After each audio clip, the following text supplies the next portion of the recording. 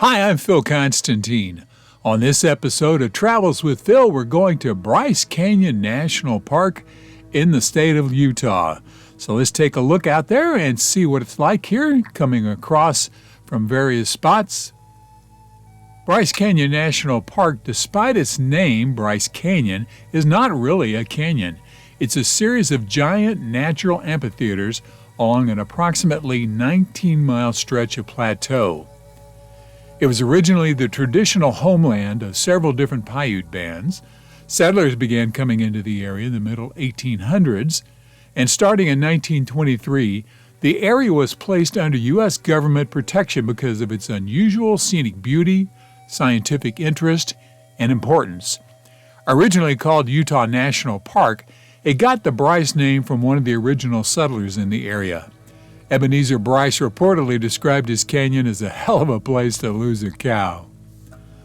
Colorful calcium-rich mudstone is formed into bizarre shapes including slot canyons, windows, fins, spires, grottos, things called hoodoos.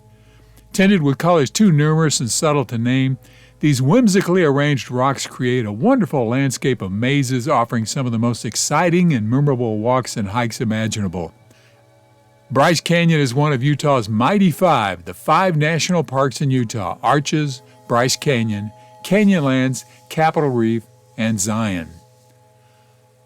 I've been coming here for quite some time. I believe I first came here in the late 1970s, and I visit about every decade or so, sometimes a little more often than that. And it is an amazing spot, sitting up above 7,000 to 8,000 feet. You see a lot of snow up there during the wintertime. During the summertime, it can be cooler than the valleys down below. And it is a very, very interesting spot to get out. One of the most notable things about Bryce are the hoodoos. And a hoodoo is sort of a strange, mystical being, or it may actually have its origination in a Paiute word, udu, or odu, because that's their word for frozen people, or people that traditionally say were people that were frozen. Now, while this was traditionally Paiute land, other tribes have been in the area and used this as part of their fringe areas, or the areas that they talk about in their histories. There are Hopi words for it, which you'll see here, which I'm not going to make any attempt at pronouncing, which means a place with yellow peaks or points. There's the Navajo word here, and that stands for vertical sand layers. Some people believe that the wind people came through here and they carried the sand with them and it all piled up, and that's what gave this area its interesting and unusual colors. So there's a long history here for especially the Paiutes in this part of the country. So let's go out and look around. Even as you come into the park, you're going to see some of that interesting formations out there as those motorcyclists went through the arch there. And the changing lights and angles here can really change the appearance quite a bit. That's the time-lapse photography here. You'll see the clouds coming over, almost yellowish, brightish colors, white.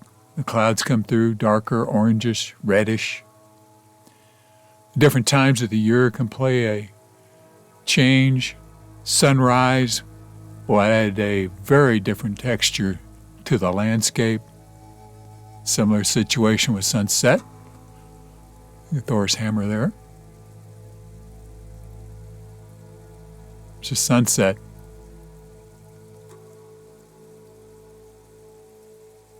And that's liable to take quicker because it's on the eastern side. Natural Bridge looks very good whether it's in warm or cold weather. Hey, it could even look good from a 1992 home movie. Dig that one. But beautiful spots here on the rim and the canyons. See it in both directions here.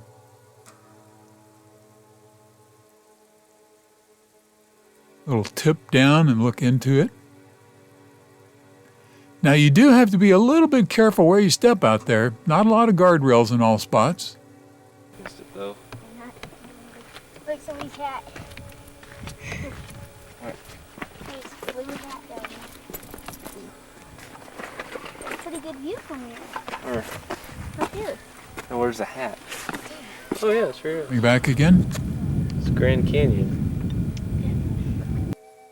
And there is lots to do out there for kids, camping, campfires, horseback riding. These are some examples of grottos or windows. This sort of reminds me of a temple in Cambodia, Angkor Wat kind of place, some of the shapes. Bryce has an interesting variety of trees, too. This one can be seen at the bottom of one of the hiking trails. There's lots of hiking trails, and these areas get quite deep. Slot canyons. Looking straight up here. Bristlecone on the left, an unusual root on the right. This is a bristlecone pine. This is my 1992 home video again. There you go. Well, those are probably formed by some sort of coleoptera that eat the bark.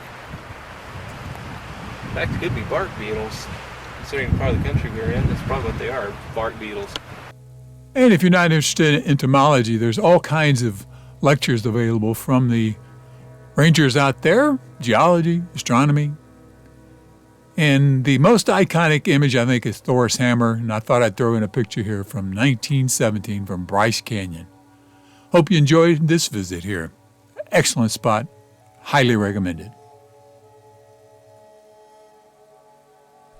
Thank you very much for watching this video. Please feel free to make comments below as long as the language is family friendly. And if you like this video, please click on the thumbs up button below. You can also subscribe to my YouTube channel by clicking on the circle with my picture in it in the lower right-hand corner of the video. The arrow is pointing at it now. And once you have subscribed, you can be notified of when I have a new video posted by clicking on the bell icon in the description field below the video. Thanks again for watching.